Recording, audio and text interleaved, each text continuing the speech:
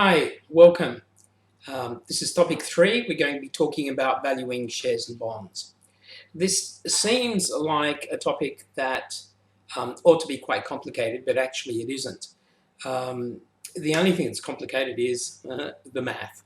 The concepts are actually pretty straightforward, and the reason they're straightforward is because when valuing, especially when valuing bonds, they're straightforward, just like that. When valuing shares, the reason that the concepts are straightforward is that the models tend to simplify. I mean, basically, when valuing a bond, and I'll tell you what that is in a minute, when valuing a bond, you know that you're going to have a certain stream of income. What you're trying to do is trying to work out the value of that stream of income. That's what, a bond basically guarantees you some payments. Shares don't. And so with shares, we usually make an assumption, and the assumption goes something like this. Let's assume a certain level of growth for a period of time. And then when that period of time is finished, let's assume the cash flow grows a little bit more slowly. So we've just got two different levels of growth. And we assume that that second level of growth is going to continue forever. And then we just work out the present value of those cash flows. And that's how you value a share. Now, it seems simplistic. To be honest, that assumption isn't actually that wacky because at any reasonable discount rate, once you get a few years out, say 10 or 15 years out, you're discounting by so much that even a large change in year 15 cash flows probably isn't going to change your value a lot. So the assumption is actually quite reasonable. Now let me step back a bit before we get into any of this. And before we talk through the numbers and talk through what we're going to do, I want to first get you some of the bond terminology, because this is stuff that isn't straightforward, and it is basically a bunch of terminology that the finance people have come up with. So, sorry, this is from something that I did for my undergrads a while back, and I don't actually have a picture of a bond here, but if anyone's interested, I could actually show you one. So what is basically a bond? A bond is basically a borrowing instrument. We can call them debentures, we can call them convertible notes. They might be slightly different legally, but the financial practicalities are basically the same. So a bond is basically a document, and if you actually go back to the 19th century, these were beautifully engraved documents. Actually, hang on a second, I'll see if I can find one. Yeah, I found one. So let me show it to you. This is from a New Zealand Midland Railway Company from sometime in the 19th century. No, actually early 20th century. And the key things that you need to pick up about a bond, look, we've got the face value. So this is a £50 bond. We've got a rate of interest. So face value, £50. Rate of interest, rate of 5% per annum, £5 per 100 annum, on every 15th day of October and 15th day of April. Okay, so that's 5% per annum, but compounded every 6 months. And the other key thing is the term that this is going to expire. You're going to make off the payments and then you're going to pay back the £50 at the end of the period. Now, okay, it's finely engraved. Why is it engraved? Because this is actually a valuable document. You've got these coupons down the side here. These are literally coupons. You basically cut them out and they're worth money to you. You hand over one of those coupons over here on the side to either the company, or if they've got a relationship with the post office, you might basically be able to give it to the post office. They give you the money and then they get it back from the company. But these coupons are, clip out, cut them out, and you get some cash for them. So we see the key characteristics here. We see that this is a valuable document. Okay, so let's come back to what the key characteristics are. Basically, there's only 4 things that really matter. Firstly, the face value. So what is the face value? The face value is the amount that's going to be repaid at the end of the term. So in this simplified example I've got here, we've got a term of 4 years. So there's a face value of $100. At the end of 4 years, you get $100, right? Then there are these coupons, and the amount of the coupons is defined by the coupon rate. Now, let's be very careful and precise about what coupon rate means. Finance people often refer to the coupon rate as the coupon interest rate. So you're going to see some of that sloppy terminology when you encounter bonds. Just be careful. The key word here is coupon. And if people are happy to get 10%, in other words, they put $100 up front, they get these $10 coupons for a few years, then they get their $100 back at the end, then yes, the coupon is the same as interest. But it need not be, and I'll explain to you why in a few moments. So the key thing about the coupon rate is simply a way of expressing the relationship between the face value and the amount of the individual coupon payments. That's all it is. It's just a relationship between the face value and the coupons. It may also be your interest rate, but it might not be. Now, think about why. You're probably freaking out and you're probably saying, well, hang on, surely the payments are interest. Well, think about it this way, because the principles we use here we can also use for valuing home loans. Now, if I think about a home loan, up front the bank gives me some money and it wants me to repay that money over a period of time. Now, the payments are certainly not, even if it was an interest-free loan, no, let's not go there. We'll keep it simple. Okay, so that's basically, those are the key characteristics of a bond. Now, the second thing that I want to give you is this issue between coupon and interest rate, and why aren't they the same?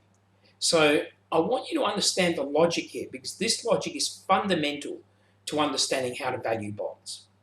So think about what happens with that simple one that I gave you a few slides ago. Right, it was a $100 face value, term of 4 years, 10% per annum. We're just going to make the payments yearly. Let's not do any weird semi-annual compounding at the moment. So the coupon's going to be $10. Now, I guess what we could do is, in fact, what we probably should do is one of our earlier steps here, is go into Excel and just write up what's being promised by this by this bond. So this is a $100 face value bond. Let's put the details in. Face value is $100.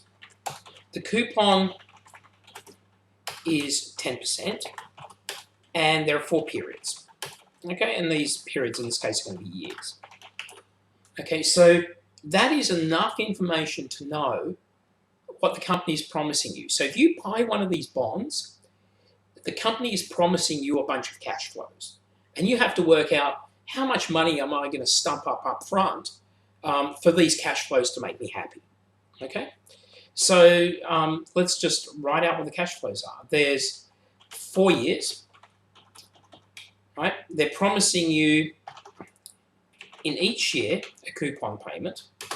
Right? So the coupon payment is going to be the face value times the coupon rate. So that's $10 that's $10 a year for 4 years. And at the end, you're going to get back your face value. Okay, if we were talking about this being an interest-only loan, you'd call that principal. Same thing. So the face value is that $100.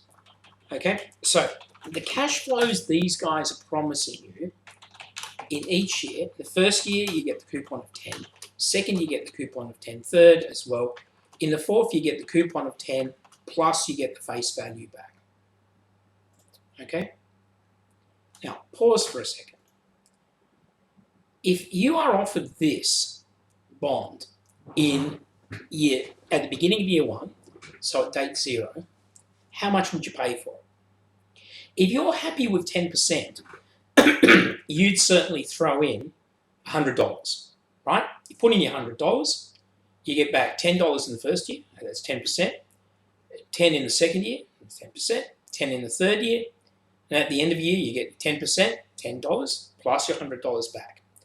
So if you put in $100 up front, this bond will give you a 10% rate of return. A bunch of important issues about bonds and debentures. When these things are issued, you don't just issue them onto the market. You have to print up a prospectus so that people know what level of risk they're getting into. There's a whole bunch of documentation, and this takes time. And even though you think 10% is a reasonable amount that people would be happy to have from you, maybe something's going to happen in that time. And maybe market interest rates move. Or maybe you've just totally misunderstood what your risk is. You think that you're a 10% risk, but these guys out there in the market think, hey, you're actually more risky than you think you are. You're a 15% risk, and they demand a 15% rate of return. Now, bear in mind that these cash flows, you've already printed up. The document's there. It's approved. It's out there in the market. You are promising them a set of cash flows in years 1, 2, 3, and 4 that are these. You can't now change them if market interest rates change. So you can't adjust anything.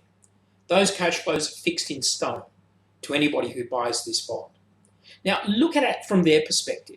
So let's come back to that other set of slides I had a little bit further along. Look at it from their perspective. What's basically happening is they've got this document that they're looking at. It's the bond that you're issuing. And this stuff here is fixed in stone, right? You're promising them certain face value and a certain level of coupon payments. And that's written down.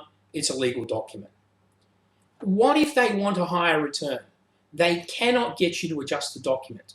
The only thing that they control is the amount of money they give you for it, right?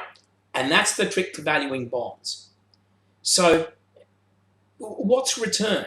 I mean, we're not talking about rate of return. Let's just talk about return in a gross sense. Return is just the difference between what you put in and what you get back, right? So if what you get back is fixed, and you want a higher rate of return, your only option is to say, look, I'll give you less money up front. So if I want a 15% rate of return, I won't give you $100 up front. I'll give you something less. That's the only thing I control if I'm lending to you. And maybe somebody else will be stupid enough to pay more. Well, that's okay. I don't buy it because it doesn't meet my appropriate rate of return. What about the other way around? What if we have a bond where it's offering a 10% return? So over here on the right-hand side, we've got coupons and face value, and compared to the face value, they're giving us a 10% rate of return. But people think you're actually a really low risk. You've actually mispriced your bond. You're actually a low risk. And they're happy to invest with you and put up with a rate of return of 5%. Well, again, the only thing they control is the amount of money they put in. But remember, return is the difference between what you put in and what you get back.